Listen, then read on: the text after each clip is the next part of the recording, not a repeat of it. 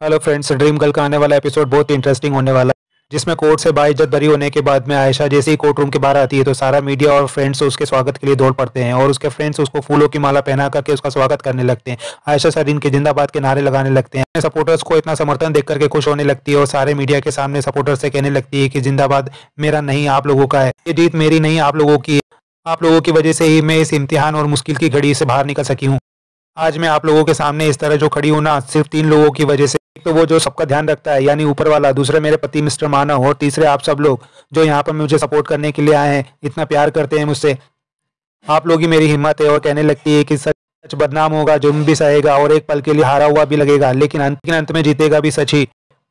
सच्चाई की जीत फिर से हुई है और आप सभी लोग भी कभी भी सच्चाई का साथ मत छोड़िएगा। वो सबको आई लव यू कह करके वहां से जाने लगती है, लेकिन उसके फैंस की भीड़ उसे चारों तरफ से घेरे होती है। इसी भीड़ में पीछे अभिमन्यु आयशा को आवाज लगा रहा होता है, लेकिन आयशा अभिमन्यु की तरफ देखती तक नहीं है। अभिमन्यु को पिछली रात की बात याद आने लगती है कि जब वो घर पहुंचा था तो चारों तरफ अंधेरा रहता है, लेकिन उसे घर में किसी के होने का एहसास होने लगता है। वो अपनी गन निकाल लेता है और चारों तरफ देखने लगता है। तभी कोई आकर के चूड़ियों की आवाज करता है। अभिमन्यु उसे ढूंढने लगता है, लेकिन अंधेरे में उसे कुछ भी नहीं दिखाई दे रहा होता है। तभी उसे लगने लगता है कि शायद कोई मजाक कर रहा है। वो अपनी गन रख करके वापस अपने कमरे में जाने लगता है, लेकिन तभी उसे आवाज फिर से सुनाई देने लगती है। वो पर्दे के पास जाने लगता है। पर्दे के पीछे उसे औरत की आकृति दिखाई देती है। वो जैसे ही पर्दे को हटाता है, लेकिन पर्दे के पीछे कुछ भी नहीं दिखता है और वहां पर बहुत सारी कैंडल्स जल रही होती है। अभिमन्यु जैसे ही पलट कर जाने लगता है, वहां पर म्यूजिक बजने लगता है। टेबल के पीछे छुपी हुई आयशा डांस करते हुए सामने आती है और गाना गाने लगती है कि बाहों में चले आओ हमसे सनम क्या पर्दा। अभिमन्यु उससे पीछे छुड़ाने लगता है, लेकिन आयशा बार बार उसके हाथ को पकड़े जा रही होती है और उसे मनाने की कोशिश करने लगती है और उसके करीब आने लगती है। अभिमन्यु उसे पीछे हटाते हुए कहने लगता है कि बंद करो, तुम्हारा ये नाटक बहुत हो गया, तुम्हारा ये ड्रामा। आयशा कहती है, क्या तुम सब कुछ भूल गए? अभिमन्यु भी कहता है कि पुरानी बातों का भूलना ही अच्छा होता है।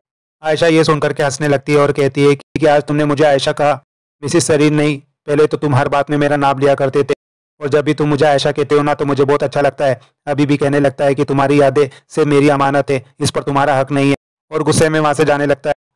आयशा कहती है कि मैं तुम्हें याद हूँ, मेरे लिए इतना ही काफी है। अभी कहता है कि तुम वो नहीं हो जो मुझे याद है।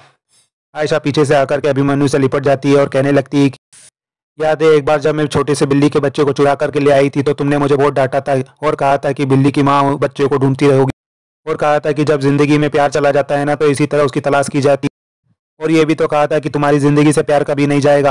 और उसे पुरानी बातें याद दिलाने लगती है और कहती है, अभी तुम्हें वो दिन याद है कि बरसात के दिनों में हम तारों पे से गिरती हुई बूंदों को गिना करते थे और तुम हार गए थे क्योंकि तुम्हारा ध्यान मुझ पर ही था।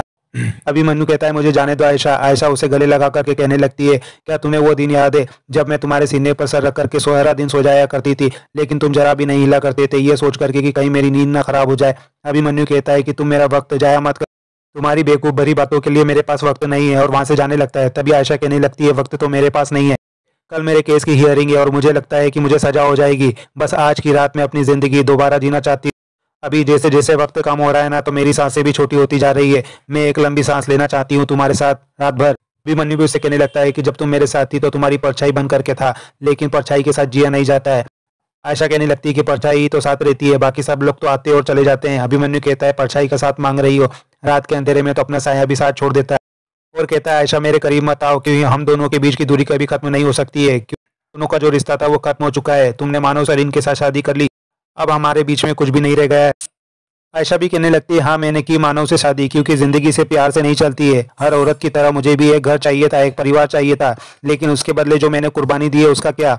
अपने प्यार की कुर्बानी दी है। मेरा पहला प्यार तो तुम थे। कह दो अभी तुमसे प्यार नहीं करते, तुम्हें मेरी याद नहीं आती। और लोग झूठ कहते हैं कि प्यार दोबारा होता है। एक बार लड़की किसी को दिल दे देती है ना तो फिर वो किसी और को दिल नहीं देती है। मानव ने मुझे सब कुछ दिया है, लेकिन मेरे दिल में प्यार की जगह अभी भी खाली रही। और कहती है, मेरे पास करंट था, बहुत सारी जिम्मेदारियां थी, माँ बाप के गरीब होने की मजबूरियां थी, मैं कुछ करना चाहती थी, कुछ बनना चाहती थी, लेकिन इसका मतलब ये नहीं था कि मेरे दिल में तुम्हारे लिए दर्द नहीं था, तड़प नहीं थी। आई लव यू अभी। मैंने सोचा था कि जिंदगी में अगर तुम मुझे कभी दिखोगे ना तो मैं तुम्हारे सामने से बिना तुम्हें पहचाने निकल जाऊंगी, पर मैं ऐसा नहीं कर पाई। जब से तुम्हें मैंने देखा है मैं एक एक पल के लिए तड़प रही हूँ, तरस रही हूँ। ऐसा लग रहा है जैसे ही सारा बदन जल रहा है। तुम भी मुझसे प्यार करते हो, इसलिए तो तुम वापस आए हो। अभी भी चिल्लाते हुए कहने लगता है कि हाँ मैं प्यार करता हूँ तुमसे, मुझे बहुत प्यार है। एक एक पल मेरा तुम्हारे बिना काटना बहुत मुश्किल हो गया था, मैं तुम्हें कभी भी भुला नहीं पाया था। आयशा भी कहती है, मैं तुम्हारे पास आ गई हूँ। अभिमन्यु भी उसे अपनी बाहों में उठा लेता है और दोनों एक दूसरे को आई लव यू बोलने लगते हैं। अभिमन्यु उसे लेकर के बेडरूम की तरफ चला जाता है। उसके बाद अगले दिन सुबह आयशा कैमरा ऑन करके अभिमन्यु से सारा कन्फेशन अपने फेवर में रिकॉर्ड करवा लेती है। वो सब याद करके अभिमन्यु सोच रहा होता है कि आयशा ने कहीं मुझे धोखा तो नहीं दिया, तभी आयशा को भीड़ में आवाज़ लगा रहा होता है, लेकिन आयशा अपनी कार में बैठ करके वहाँ से चली जाती है।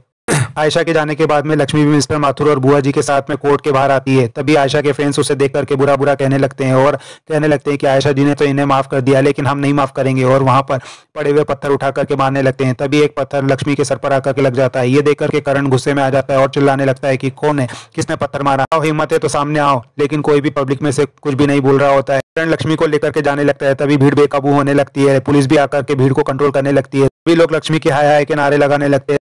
करण लक्ष्मी को संभालते हुए कार में बिठाता है और वहां से लेकर के चला जाता है। उधर आयशा घर पहुंच करके मानव के गले लगी होती है और मानव से कहने लगती है कि मानव ऐसे ही रहने दीजिए, मुझे बहुत अच्छा लग रहा है। तभी मानव उसकी आंखों में आंसू देख करके पूछने लगता है और कहता है कि तुम्हारी आंखों में आंसू क्यों, अब तो तुम फ्री हो चुकी हो, आजाद हो चुकी हो। आयशा भी कहती है आपकी बाहों की कैद ही मेरी आजादी है। आपको पता है एक पल के लिए तो मुझे ऐसा लग रहा था कि शायद मैं केस हार जाऊंगी, मुझे इस बात का डर था कि मैं आपके बिना कैसे रहूंगी। और कहने लगती कि आप कितने अच्छे हैं ना कि दूसरों की गलतियों को भी नजरअंदाज कर देते हैं, और उस लड़की लक्ष्मी ने आपको कितना बेवकूफ बनाया, हम सबको कितना बेवकूफ बनाया। आपने अपना भरोसा कभी भी मुझ पर से नहीं हटाया। मानव भी कहने लगता है कि भरोसा तो मैं तुम पर बहुत करता हूँ, मुझे लगता है कि मैं तुम्हारी उतनी मदद नहीं कर पाया जितनी मुझे करनी चाहिए थी।